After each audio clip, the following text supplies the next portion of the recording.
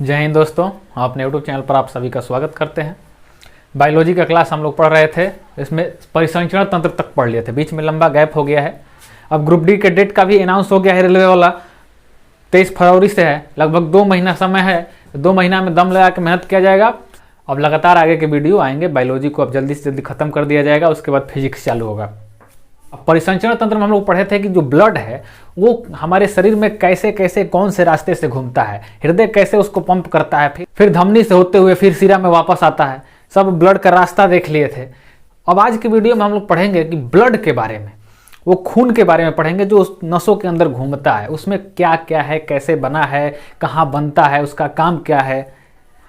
तो खून के अध्ययन को कहा जाता है सेरोलॉजी। जो ब्लड का अध्ययन है ना, इसको कहा जाता है सेरोलॉजी या हेमेटोलॉजी। हेमेटोलॉजी या सेरोलॉजी, सेरोलॉजी, सेरोलॉजी या हेमेटोलॉजी, हेमेटोलॉजी, सेरोलॉजी या हेमेटोलॉजी। तो रक्त परिसंचरण का जो पूरा खोज किसने किया था? विलियम हार्वे ने किया था। कभी कभी पूछ देता है, इसको याद कर लीजिएगा। विलियम हार्वे,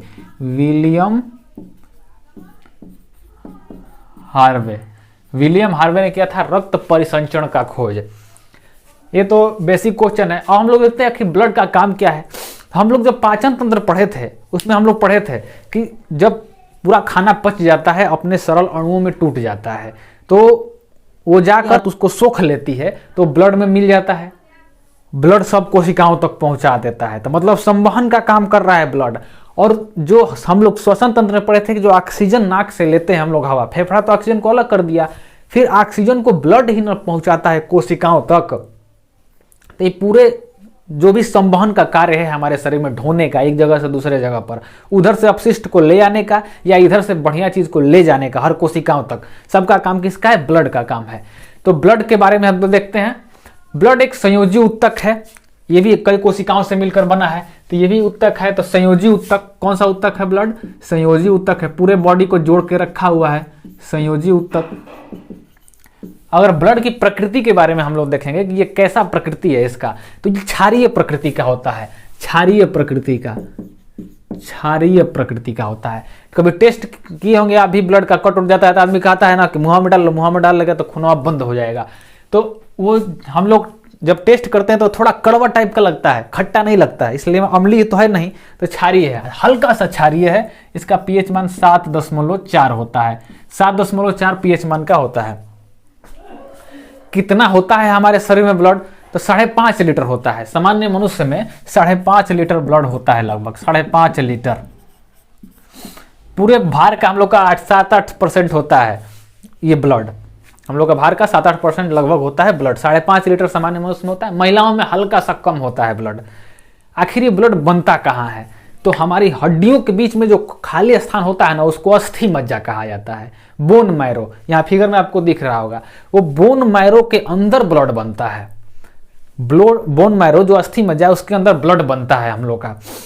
जब हम लोग पेट के अंदर रहते हैं, यानी कि भ्रूण की अवस्था में रहते हैं। भ्रूण अवस्था का मतलब माँ के गर्भ में जब बच्चा रहता है तो उसको भ्रूण कहा जाता है। बाहर जब निकल जाता है उसको नवजात शिशु कहा जाता है, लेकिन जब तक अंदर रहेगा उसको भ्रूण अवस्था कहा जाता है। तो भ्रूण अवस्था में बच्चे का जो ब्लड वो हड्डियों के अस्थि मज्जा में नहीं बनता है, वो उसके लीवर में बनता है। लीवर में मीसोडर्म में बनता है। इसको याद कर लीजिएगा, लीवर में, मीसोडर्म में। अगर हम लोग जो बड़े आदमी हैं, वयस्क जो बड़े, जब बच्चा पैदा हो गया तो इसके हड्डी में बनता है, अस्थि मज्जा में, अस्थि मज्जा यानी बोन मैरो, बोन मैरो में बनता है। लेकिन जब भ्रूण अवस्था में बच्चा रहता है, जब माँ के गर्भ में रहता है, उस समय ये यकृत, यकृत माने लीवर, लीवर के मीसोडर्म में बनता है। मीसोडर्म में ब्लड का निर्माण होता है। तो ब्लड का निर्माण तो हम लोग देख लिए। ब्लड का एगो अपना घरों है। हम लोग के शरीर में पूरा ब्लड एक जगह स्थिर भी रहता है। पूरा शरीर में तो फैला हुआ है, लेकिन 5.5 लीटर खून थोड़ा ना पूरा शरीर में फैला हुआ है। ये एक जगह स्थिर भी रहता है। उसको स्प्लीन कहा जाता है, प्लीहा, प्लीहा कहते हैं उसको। ब्लड बैंक कहा जाता है, मतलब वो ब्लड का घर है। यहाँ पर होता है, ये अमाशय है, यहाँ पर होता है। ये हम लोग जो आंत है ना, आंत के ठीक पीछे होता है। ये पसली के सुरक्षा प्रदान करती है उसको। पसली के पीछे, यहाँ पर आंत के ठीक पीछे होता है स्प्लीन। स्प्लीन होता है ये। स्प्लीन को हम लोग क्या कहते हैं? प्लीहा, प्लीहा को ब्लड बैंक कहा जाता है, ब्लड बैंक। प्लीहा क्या कहते हैं? Blood bank. इसी में जाके पूरा ब्लड स्टोर रहता है कुछ समय के लिए। इसका देखिए संरचना वहां पर क्यों बनाया गया है, यहाँ फिगर हम आपको दिखा देंगे स्प्लिन कहाँ है। वहां पर इसलिए बनाया गया है, देखिए यहाँ आंत है, बड़ी आंत के ठीक ऊपर है वो। तो जब छोटी आंत पोषक तत्वों को सोखती है तो पोषक तत्वों को सोख करके वहां पर मिला देगी ब्लड में एक जगह, पूरा ब्लड में फैल जाएगा। फिर वहीं से ठीक पीछे होता है यहाँ पर किडनी, तो यहीं से ब्लड जाके उसमें किडनी में भी साफ हो जाएगा। फिर यहीं पर होता है हम लोग का हार्ट, फिर फेफड़ा है, यहीं से उसमें ऑक्सीजन भी मिल जाएगा। तो एक जगह स्थिर रहता है वहां पर स्प्लिन, स्प्लिन को ब्लड बैंक कहा जाता है। तो इतना तक तो हम लोग देख लिए, ये ब्लड का कहाँ बनता है, कहाँ रहता है, इसके बारे में देख लिए हम लोग। अब ब्लड के भाग के बारे में पढ़ेंगे। अब ये तो बाहर का उसका पोर्शन हो गया, कहाँ बनता है, कितना है। लेकिन अब देखा जाएगा कि ब्लड के अंदर क्या क्या चीज है। तो ब्लड के अंदर क्या क्या चीज है उसको देखने के लिए ब्लड को दो भागों में बांटा जाता है। पहला भाग होता है प्लाज्मा और दूसरा भाग होता है रुधिराणु, मतलब कार्पल्स। तो प्लाज्मा और कार्पल्स को हम लोग देखते हैं। अब इसको नोट कर लीजिए। तो हम लोग ब्लड को तो वैसे हम लोग देखते हैं तो एक लिक्विड दिखता है, लेकिन वो लिक्विड के अंदर भी छोटे छोटे कण होते हैं। उन कणों को रुधिराणु कहा जाता है। तो उस रुधिराणु को निकाल दिया जाता है। जब ये रुधिराणु, उसको एक भाग वो हो गया, और एक जो उसका लिक्विड पार्ट है उसको कहा जाता है प्लाज्मा। लिक्विड पार्ट को कहते हैं हम लोग प्लाज्मा। प्लाज्मा पूरे ब्लड में लगभग 55 से 60% होता है। 55 से 60% प्लाज्मा होता है, 55 से 60% प्लाज्मा। और ये 40 से 45% रुधिराणु होते हैं, 40 से 45% रुधिराणु होते हैं। तो पहले हम लोग प्लाज्मा को देखते हैं। जो हम लोग उसमें से जब कण को पूरा निकाल देंगे ना ब्लड में का अंदर का, उस सब कण को निकालने के बाद जो लिक्विड बचेगा उसी को प्लाज्मा कहा जाता है। तो इतना % ये होता है। इस प्लाज्मा थोड़ा गाढ़ा टाइप का होता है। प्लाज्मा का तो बारे में हम लोग पूरा इस समय सुने होंगे कोरोना में कि प्लाज्मा डोनेट हो रहा है, प्लाज्मा डोनेट हो रहा है। तो प्लाज्मा तो नाम सुना ही है, ज्यादा कुछ इसमें नहीं देखना है। प्लाज्मा में 90% वाटर होता है, 90% वाटर होता है इसमें। ब्लड में जो पानी होता है वो प्लाज्मा में 90% वाटर होता है। और 10% में ही प्रोटीन होते हैं। 10% में प्रोटीन और कार्बोहाइड्रेट होते हैं, प्रोटीन और कार्बोहाइड्रेट।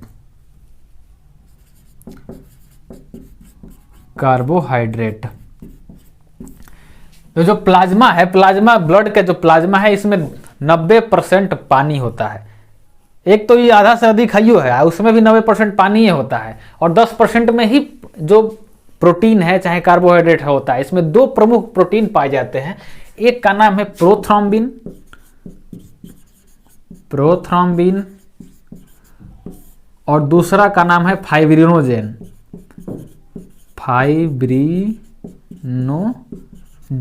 फाइब्रिनोजेन का काम है ब्लड को गाढ़ा बनाना। ब्लड को गाढ़ा बनाने का काम कौन करता है? फाइब्रिनोजेन। तो प्लाज्मा के अंदर 90% पानी है और उसमें 10% ही प्रोटीन और कार्बोहाइड्रेट है। दो प्रमुख प्रोटीन है इसमें, प्रोथ्रोम्बिन और फाइब्रिनोजेन। फाइब्रिनोजेन का क्या काम है? ब्लड को गाढ़ा बनाता है। मतलब जो प्लाज्मा है उसको गाढ़ा बनाने का काम करता है ये फाइब्रिनोजेन। अगर हम लोग प्लाज्मा जो है उसमें से अगर हम लोग निकाल दें ये वाला प्रोटीन, फाइब्रिनोजेन जो प्रोटीन है, इसको हम लोग निकाल दें तो जो बचता है ना उसी को कहा जाता है सीरम। उसी को क्या कहा जाता है? सीरम कहा जाता है। अगर ब्लड में से ये हम लोग निकाल दें तो उसको कहा जाएगा सीरम। प्लाज्मा में से जो फाइब्रिनोजेन प्रोटीन है उसको अगर हम लोग निकाल देते हैं तो जो अब वो गाढ़ा बनाने वाला निकाल दिया तब तरल टाइप का हो जाएगा पतला, उसी को सीरम कहते हैं। उसको क्या कहते हैं? सीरम। सीरम का रंग हल्का पीला होता है, हल्का पीला रंग का होता है ये। और इसमें ये क्या, इसका काम क्या है? इसका काम है रोगों से लड़ना, हमें बीमारियों से बचाता है, हमको बीमारी से बचाता है। इसी सीरम पर प्रयोग हो रहा था जब कोरोना हम लोग का था। तो ये यही प्लाज्मा में से डोनेट किया जा रहा था, इस सीरम को डोनेट किया जा रहा था। तो इसके बारे में हम लोग देख लिए, प्लाज्मा के बारे में देख लिए। 55-60% है, 90% वाटर है उसमें। दो प्रोटीन है इसमें, प्रोथ्रोम्बिन और फाइब्रिनोजेन। इसमें इसका काम है फाइब्रिनोजेन का गढ़ा बनाना ब्लड को। अगर इसको हम लोग निकाल देते हैं तो उसी जो बचा हुआ प्लाज्मा है उसको हम लोग सीरम कहा जाता है। तो सीरम समझ गए। अब हम लोग चलते हैं रुधिराणु के बारे में। रुधिराणु तो जब ब्लड में से हम लोग लिक्विड पार्ट निकाल देते हैं ना, तो जो भी कण वाला पार्ट है, अणु वाला पार्ट है, मतलब रुधिर में जो भी अणु हैं उन सबको रुधिराणु कहा जाता है। तो 3 प्रकार के रुधिराणु मतलब 3 प्रकार के कार्पल्स हमारे ब्लड में पाए जाते हैं। उन तीनों प्रकार का हम लोग अध्ययन करेंगे। एक होता है आरबीसी रेड ब्लड कार्पल्स, एक होता है डब्ल्यूबीसी व्हाइट ब्लड कार्पल्स, और एक होता है प्लेटलेट्स। एक होता है प्लेटलेट्स। आरबीसी, डब्ल्यूबीसी और प्लेटलेट्स। तो ब्लड के मेन महत्वपूर्ण भाग यही होता है तीनों, आरबीसी, डब्ल्यूबीसी और प्लेटलेट्स। इसका क्या क्या काम है सबको हम लोग देखेंगे, बारी बारी से इसको अध्ययन करेंगे। इसको नोट कर लीजिए। चलिए अब देखते हैं हम लोग ब्लड के जो रुधिराणु पार्ट्स है उसके जो ठोस पार्ट्स हैं उसमें कौन कौन से कण हैं। 3 प्रकार के कण होते हैं, आरबीसी, डब्ल्यूबीसी और प्लेटलेट्स। ये लाल रक्त कणिकाएं, श्वेत रक्त कणिकाएं और ये platelets. Red blood carpals, WBC मतलब व्हाइट ब्लड कार्पल्स। तो जो भी रुधिराणु पार्ट है ना उसमें से 99% ये होता है आरबीसी। ये 99%, इसकी संख्या कितनी होती है? 50 लाख होती है। 50 लाख मतलब 5 मिलियन सबसे अधिक होता है आरबीसी। हमारे ब्लड में सबसे अधिक कौन होता है? आरबीसी होता है, 5 मिलियन का। और जब हम लोग आपको सेल पढ़ा रहे थे, कोशिका पढ़ा रहे थे, उस समय याद कीजिए, कोशिका में हम बताए थे कि जो आरबीसी होता है उसमें लाइसोसोम नहीं पाया जाता है। बताए थे कि नहीं बताए थे? लाइसोसोम नहीं पाया जाता है। तो इसके अंदर लाइसोसोम और केंद्रक दोनों नहीं पाया जाता है। आरबीसी के अंदर जो केंद्रक है, केंद्रक और लाइसोसोम नहीं पाया जाता है। ये दोनों नहीं पाया जाता है इसके अंदर। तो जब लाइसोसोम नहीं है इसके अंदर, तो लाइसोसोम का काम है कि जब कोशिकाएं मर जाती हैं तो उनको खा के मतलब उसको पचा के खत्म कर देता है। वो अपने कोशिका के अंदर ही रहता है। तो जब इसके आरबीसी के कण के अंदर लाइसोसोम है ये नहीं है, तो जब आरबीसी मरता होगा तो पचता कैसे होगा? तो जब ये कोशिकाएं इसकी मर जाती है ना, तब ये ब्लड जाता है स्प्लीन में। स्प्लीन में ही ब्लड स्थिर है, तो प्लीहा में। तो स्प्लीन में जब जाता है ब्लड, तो मरी हुई आरबीसी को खाने का काम मतलब नष्ट करने का काम कौन कर देता है? स्प्लीन कर देता है। स्प्लीन आरबीसी को चुन चुन के देखेगा कि कौन मरल है, और जो मरल है उसको पकड़ के खत्म कर देगा। तो उसको जाने के लिए वहां पर स्प्लीन में जाना पड़ता है। इसीलिए स्प्लीन को आरबीसी का कब्र कहते हैं, यानी ग्रेवयार्ड कहते हैं। उसका मतलब कब्रिस्तान कहते हैं उसको। तो लाइसोसोम नहीं है तो आरबीसी तो मरता ही होगा। आरबीसी का जीवन काल कितना होता है? 120 दिन होता है। 120 दिन इसका जीवन काल होता है। तो जब ये मर जाएगा तब स्प्लीन में जाएगा। ये पूरा ब्लड में अगर घूमते रहेगा मरल कोशिका, तो ब्लड में बहुत दिक्कत हो जाएगा, संख्या बढ़ने लगेगी, तो नया नया बनता रहेगा। लेकिन ये मरल उसी में फिरेगा तो भीड़ बढ़ जाएगा कि नहीं बढ़ जाएगा? तो जब ये स्प्लीन में पहुंचता है ना, तो जो आरबीसी मर गया रहता है उसको खत्म कर देता है। तो स्प्लीन इसका कब्रगाह है। स्प्लीन जो है इसका कब्र है। वहीं पर ये उसको मरी हुई को खत्म कर देता है। इसका कब्र कौन है? स्प्लीन है। 120 दिन इसका जीवन काल है। आरबीसी का आकार कैसा होता है? ये गोल होता है। आरबीसी का आकार गोल होता है। इसका जीवन काल 120 दिन होता है, लगभग 4 महीना। इसीलिए कहा जाता है कि आप 6 महीना के अंदर अपना ब्लड डोनेट कर सकते हैं, क्योंकि आखिर ये जो आरबीसी बना है वो मर ही जाएगा। इसके अच्छा है कि आप इसको डोनेट कर दीजिए। तो इतना हम लोग आरबीसी के बारे में देख लिए। आरबीसी के अंदर हीमोग्लोबिन पाया जाता है। आरबीसी के अंदर हीमोग्लोबिन पाया जाता है, मतलब HB हीमोग्लोबिन पाया जाता है। अब हीमोग्लोबिन जब नाम सुने होंगे तो आपको कुछ याद आ रहा होगा, श्वसन तंत्र। श्वसन तंत्र में हम पढ़ाए थे तो हीमोग्लोबिन का काम क्या था?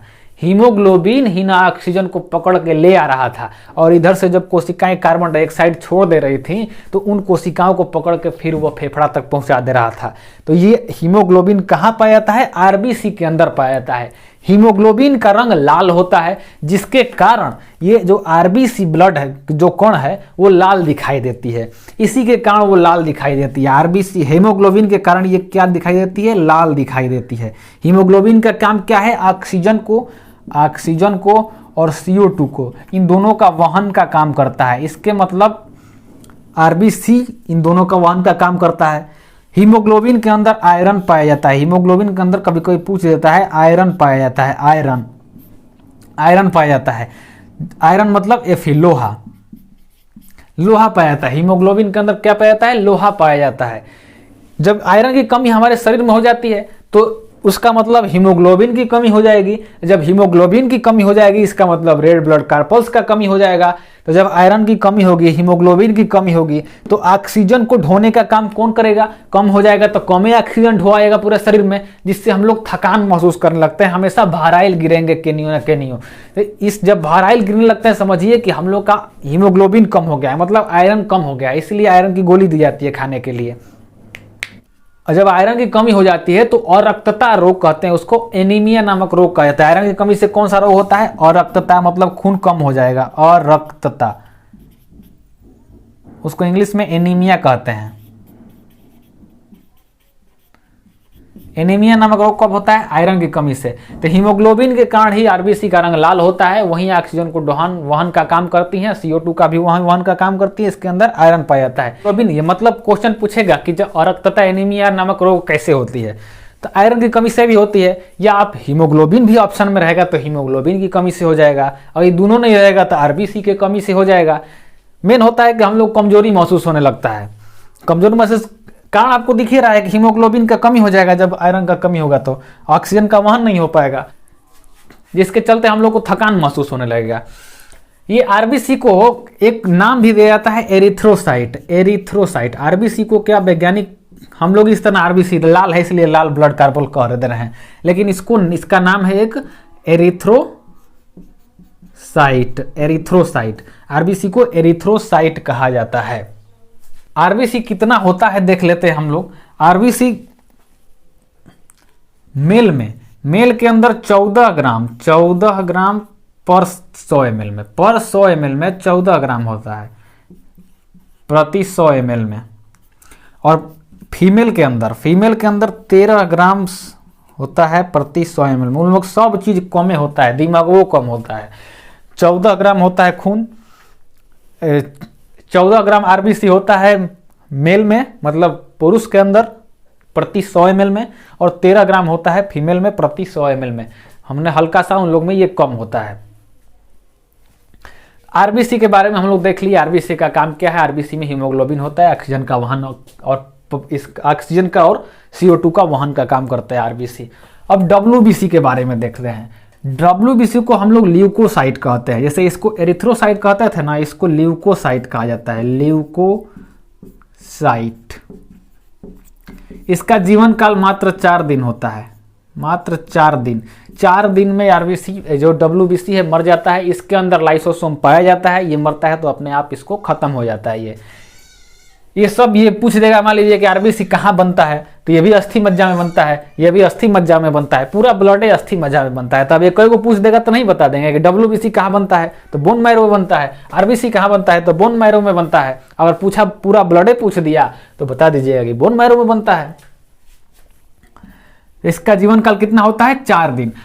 जो डब्ल्यूबीसी है, डब्ल्यूबीसी का मेन काम होता है रोग से लड़ना। ये रोग से लड़ने का काम करता है, हम लोग को बीमारियों से बचाने का काम करता है। इसमें एंटीबॉडी पाया जाता है। एंटीबॉडी, एक देखिए एंटीजेन होता है। एंटीजेन का मतलब जो बीमारियों को देखता है, तो बीमारियों को देखने का काम करता है आरबीसी, ये एंटीजेन है। लेकिन डब्ल्यूबीसी एंटीबॉडी का निर्माण करता है, मतलब उनसे लड़ने का काम करता है। तो इनसे लड़ने का काम कौन करता है? एंटीबॉडी का नाम ये डब्ल्यूबीसी। इसमें कई प्रकार के होते हैं डब्ल्यूबीसी। एक कोई एंटीबॉडी का निर्माण करता है, मतलब बीमारियों से लड़ता है। जो जीवाणु होते हैं, जो बैक्टीरिया होते हैं, उससे लड़ता है। जब वो मर जाता है तो उसको खा जाता है, एक जो होता है खाने वाला होता है। तो सब इसके कई भाग हैं डब्ल्यूबीसी को। एक होता है एसनियोफिल। एसनियोफिल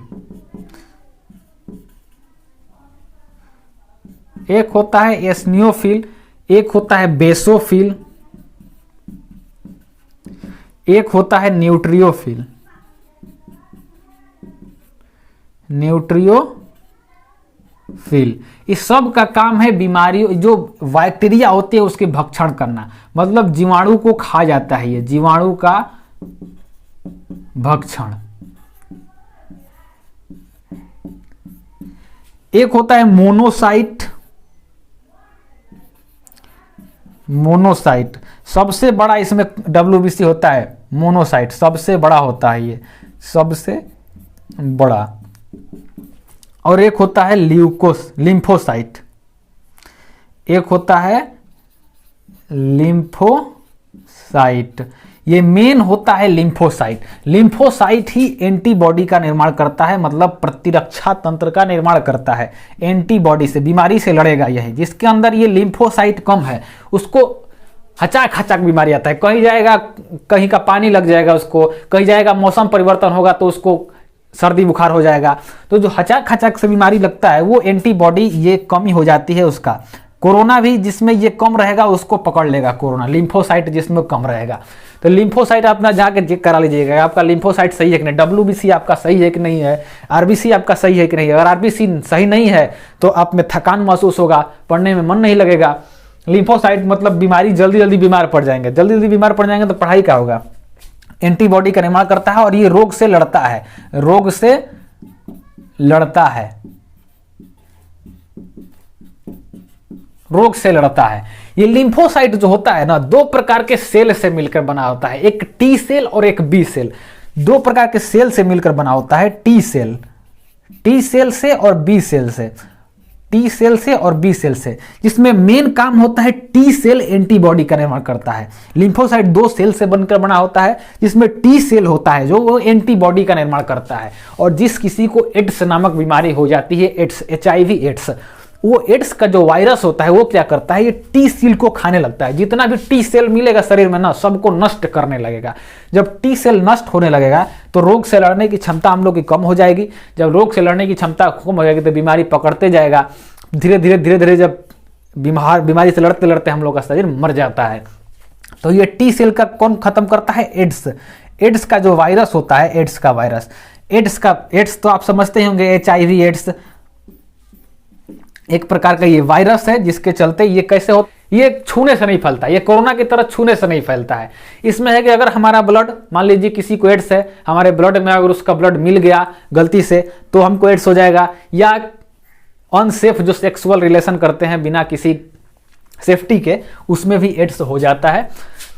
तो एड्स नामक बीमारी में क्या होता है, T सेल खत्म हो जाता है, जिससे लिम्फोसाइट खत्म हो जाएगा, और लिम्फोसाइट खत्म हो जाएगा तो एंटीबॉडी का निर्माण नहीं होगा और हम लोग को रोग से लड़ने की क्षमता कम हो जाएगी। WBC की संख्या पूछ देगा तो WBC की संख्या होती है 8 से 10 हजार, 8 से 10 के। इसका होता है 5 लाख, मतलब 50 लाख, मतलब 5 मिलियन। ये 8 से 10 हजार में ही होता है। इसका मेन काम है रोगों से लड़ना, संक्रमण से बचाना। ये 4-5 प्रकार के WBC होते हैं, एसिनोफिल, बेसोफिल, न्यूट्रोफिल, मोनोसाइट और लिम्फोसाइट। आप अगर ब्लड का कभी देखे होंगे चेक ना, तो वो यही सब देखे, इसका सब वो चेक करके कितना कितना है सब दिखाता है आपको। तो जिसमें जो ये लिम्फोसाइट है सही रहता है, उसको जल्दी रोग नहीं होता है। तो WBC को भी हम लोग देख लिए। अब तीसरा प्रकार होता है प्लेटलेट्स।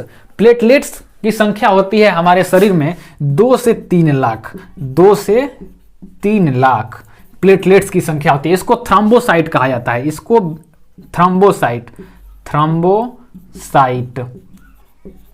सबका नाम याद करते चलिएगा। RBC का नाम था एरिथ्रोसाइट, WBC का नाम था ल्यूकोसाइट, और इसको कहा जाता है थ्रोम्बोसाइट। प्लेटलेट्स का मुख्य काम होता है खून को थक्का बनाना, खून का थक्का बनाना मेन काम होता है। मान लीजिए हम लोग का जब अंगुली कट जाता है, खून गिरने लगता है, उस समय प्लेटलेट्स वहां पर खून को रोक देता है, थक्का बन जाता है, वहीं पर थक्का बना लेगा, पीछे का खून नहीं आ पाएगा। और प्लेटलेट्स से स्टेमिना, जो हम लोग का स्टेमिना है, एक होता है कि हम लोग का शरीर जिससे कितना लंबा हम लोग दौड़ सकते हैं, कितना देर दौड़ सकते हैं, वो हो गया हम लोग का HB। ये इस पर निर्भर करेगा, RBC पर। मतलब हम लोग कमजोरी नहीं रहेगा तो बहुत देर तक दौड़ सकते हैं, लेकिन कितना जल्दी दौड़ सकते हैं अगर इसके बारे में पता चलेगा तो हमारे स्टेमिना को दर्शाता है, मतलब हमारे पावर को दर्शाता है। तो स्टेमिना का काम होता है प्लेटलेट्स से होता है। डेंगू नामक जब बीमारी होती है ना, तो ये प्लेटलेट्स 2 से 3 लाख जो होता है, ये आ जाएगा 80,000 पर, 60,000 पर, बहुत कम हो जाता है डेंगू में। और डेंगू नामक बीमारी से जब प्लेटलेट्स कम हो जाता है ना, तो आदमी से अपना खुद का पैंट नहीं बंद होता है, समझ जाइए, इतना उसको हो जाता है कमजोरी। तो प्लेटलेट्स किससे खराब होता है? डेंगू नामक बीमारी से। जब डेंगू नामक बीमारी हो जाएगी तो प्लेटलेट्स गिरने लगेगा। इसका मेन उपाय है पपीता का पत्ता पीजिए या गिलोय पीजिए, एलोवेरा, बकरी का दूध, प्लेटलेट्स की गोलियां भी आती हैं, लेकिन ये सब आयुर्वेदिक दवाई जो है बहुत काम करती हैं प्लेटलेट्स जब गिरने लगता है डेंगू नामक बीमारी में। ये जो नारियल का पानी होता है उसको भी पीने से डेंगू बीमारी में बहुत फायदा होता है। तो हम लोग जो ब्लड के अंदर जो रुधिराणु पार्ट्स था उसको हम लोग बांट दिए 3 भाग में, WBC, RBC और प्लेटलेट्स। सबका काम देख लिए हम लोग। RBC का मेन काम है, इसमें हीमोग्लोबिन है, हीमोग्लोबिन के कारण ही ये इसका रंग लाल है। हीमोग्लोबिन का काम है ऑक्सीजन का वहन करना। और WBC का मेन काम है संक्रमण से बचाना, रोग से लड़ना। और प्लेटलेट्स का मेन काम है हम लोग को स्टेमिना प्रदान करना या खून को थक्का बनने के लिए प्रेरित करना। तो इन तीनों के बारे में हम लोग पढ़ लिए। सबका अपना अपना बहुत महत्वपूर्ण योगदान है। प्लाज्मा का भी मेन योगदान है। प्लाज्मा भी सीरम जो हम लोग होती है बीमारी से लड़ने का काम भी प्लाज्मा करता है। उसी में सब हम लोग का जो कार्बोहाइड्रेट, प्रोटीन सब वहन जो होता है वो उसी में होता है, प्लाज्मा में होता है। अब हम लोग ब्लड जितना क्वेश्चन आता है उससे हम लोग ब्लड के बारे में लगभग पढ़ लिए हैं। आरबीसी का जीवन काल 120 दिन होता है, डब्ल्यूबीसी का जीवन काल 4 दिन होता है। इसका जीवन काल लिख लीजिए, इसका जीवन काल लगभग 6 से 7 दिन होता है। 6 से 7 दिन, 6 से 7 दिन होता है प्लेटलेट्स का। सबसे लंबा जीवन काल पूछ देगा किसका होता है तो आरबीसी का होता है 120 दिन। सबसे छोटा किसका होता है? डब्ल्यूबीसी का होता है। और ये उसके बाद प्लेटलेट्स का होता है। तो आप जाके अपना ब्लड चेक कराइए, सब चीज आपका सही है कि नहीं है। अगर ये मत सोचिएगा कि भाई हमारा कम है तो हम अब हमेशा के लिए खराब हो गए, नहीं, आप उसको दवा करके उसको ठीक कर सकते हैं। क्योंकि देख रहे हैं जीवन काल इसका 4 दिन है, 4 दिन में फिर बन जाता है ये नया, दवा लेंगे फिर नया नया बन जाएगा। इसका जीवन काल 4 महीना है, थोड़ा लंबा समय लगेगा इसको बनने में। तो ब्लड के बारे में हम लोग देख लिए। ब्लड का काम क्या था कि बस ऑक्सीजन को और CO2 को वहन करना और जो प्रोटीन और कार्बोहाइड्रेट है उसका वहन करना, पूरे शरीर में पहुंचाना। उधर से जो उत्सर्जी पदार्थ होते हैं, जो उधर से खाना बनाने के बाद हमारी कोशिकाएं जब ऊर्जा बनने के बाद जो CO2 छोड़ देती हैं उसको ये लेके आता है। चाहे उत्सर्जी पदार्थ जो होती हैं, जो प्रोटीन या सब यूरिया सब पेशाब के रास्ते जो निकलता है वो कहाँ से आता है? सब कोशिकाओं छोड़ती हैं ब्लड में, ब्लड आके किडनी से साफ करके उसको बाहर निकाल देता है। तो उत्सर्जी का भी काम करता है, उत्सर्जन का भी काम ब्लड का ही काम है।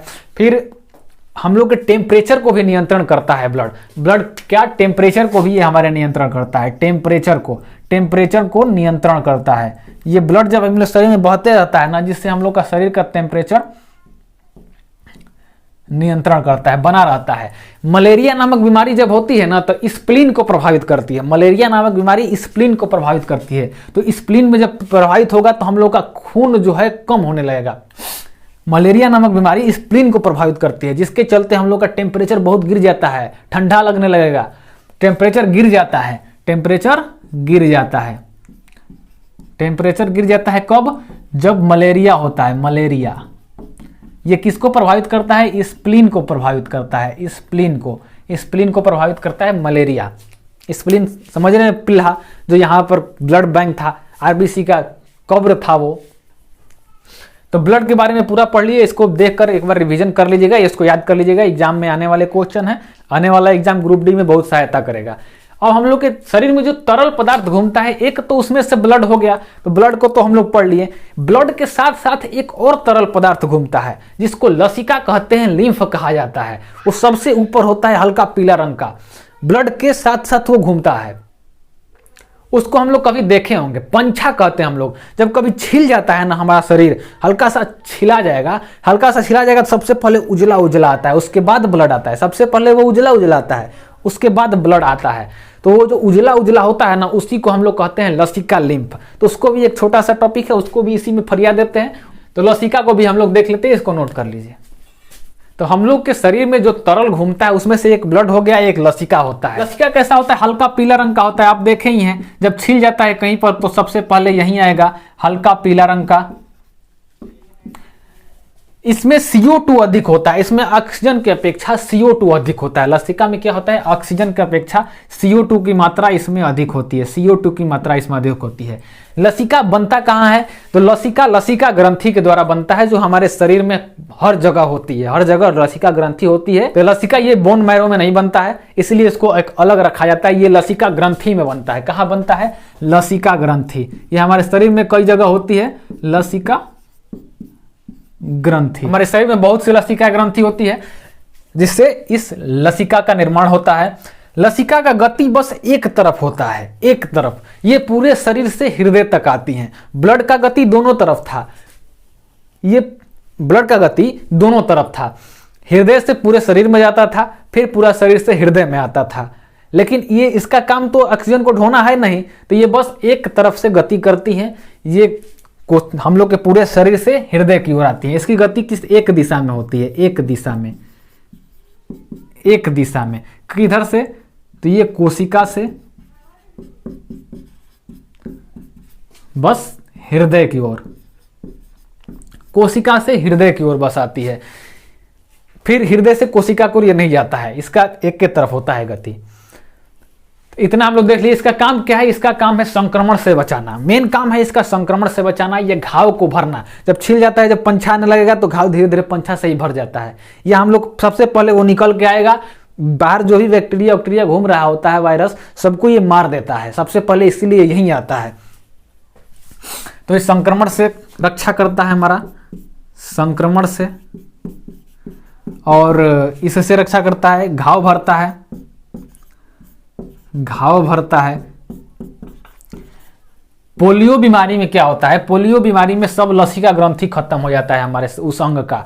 पोलियो बीमारी में लसिका ग्रंथि को प्रभावित कर देता है। पोलियो बीमारी, पोलियो का नाम बहुत सुने होंगे आप। ये क्या करता है, लसिका ग्रंथि को खत्म कर देगा, उस अंग के लसिका ग्रंथि को खत्म कर देगा, जिससे उस अंग का विकास नहीं होगा। उसमें जब लसिका ग्रंथि खत्म हो जाती है तो लसिका का निर्माण नहीं होगा, जिसके चलते उस अंग का विकास नहीं होता है। लसिका में पानी भी स्टोर रहता है, एक प्रकार का पानी का भी स्टोरेज है। देखिए पानी कहाँ कहाँ हम लोग शरीर में था, और कोशिका के अंदर पानी था, फिर ब्लड के अंदर पानी है। एक कभी अवधि आवश्यकता पड़ जाएगी पानी की, उसके लिए लसिका होता है, लसिका के अंदर भी पानी होता है। तो लसिका के बारे में समझ गए। मेन इसका काम है संक्रमण से रक्षा करना और घाव को भरना। और ये इसका प्रवाह जो है बस एक दिशा में है, पूरे शरीर से हृदय की ओर आता है, हृदय से फिर पूरे शरीर में नहीं जाता है। तो हम आशा करते हैं कि ये ब्लड चैप्टर आपको समझ में आया होगा। आरबीसी, डब्ल्यूबीसी और प्लेटलेट्स और प्लाज्मा आपको समझ में आ गए होंगे। उनसे जो भी प्रश्न उठने वाले थे सब हम आपको बता दिए हैं। आप उसका रिवीजन कीजिएगा, उसको लिख कर याद कीजिएगा। अब अगला चैप्टर में हम लोग पढ़ेंगे, अगला वीडियो में, जो अब लगातार चलेगा हम लोग का ये वीडियो का सीरीज। जल्दी से जल्दी बायोलॉजी को खत्म कर देना है, और बायोलॉजी को खत्म करके फिजिक्स को फिर पढ़ना है एग्जाम से पहले। तो अब हम लोग ब्लड में ही आगे पढ़ेंगे कि ब्लड थक्का कैसे बनता है। ब्लड जब हम पता है कि प्लेटलेट्स थक्का बनाने में मदद करता है, मतलब जब कट जाता है तो वहां पर ब्लड का थक्का बन जाएगा, तो पीछे से ब्लड नहीं आ पाता है। तो वो कैसे बनता है, अगर वो ब्लड का थक्का अंदर बन जाएगा तो क्या हो जाएगा, नसों के अंदर ही थक्का बन जाएगा तब क्या हो जाएगा, ब्लड के अंदर हवा चली जाएगी तो क्या हो जाएगा नस के अंदर। इसके बारे में हम लोग अगले वीडियो में पढ़ेंगे। ये वीडियो आपको अच्छा से लगा होगा, समझ में आया होगा, तो हमारे इस वीडियो को लाइक कर दीजिएगा, चैनल को ज़्यादा से ज़्यादा सब्सक्राइब कीजिए, शेयर कीजिए। जो भी ग्रुप डी रेलवे का एग्ज़ाम देने वाले हैं इस फरवरी में, उन लोग के लिए ये क्लासेज बहुत अच्छा सिद्ध होगा। इसके लिए आप दोस्तों को सबको शेयर कीजिए। मिलते हैं अगले वीडियो में, तब तक के लिए जय हिंद।